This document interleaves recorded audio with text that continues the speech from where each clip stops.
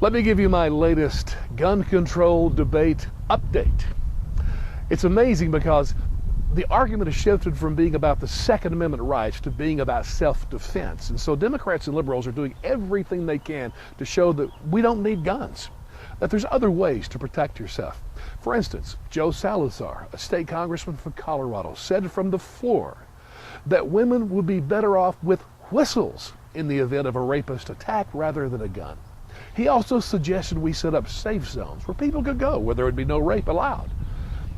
Yeah, I have no comment there. A great one is from Zerlina Maxwell. She was on Hannity the other night, and she suggested that men need to be told not to rape, and they can be trained not to rape women. Okay, why didn't I think about that? The best one to date, though, is from the University of Colorado website. They have a page where they tell women how to help themselves out in the event of an attack. They said one of the best ways is pee on them or vomit on them or tell them you're on your period. Oh, they're going to be grossed out and leave with that. No attack's going to happen then.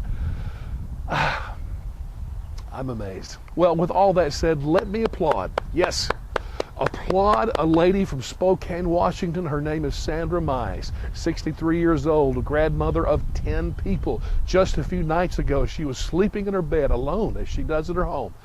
An intruder came through her back door, forced his way in. She was armed with a gun, and it was a pretty sorry gun, I might add, a .22 caliber pistol, but it was loaded.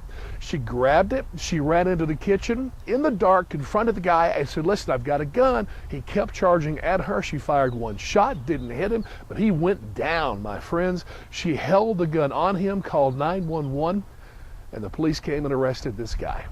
Another life saved because of guns.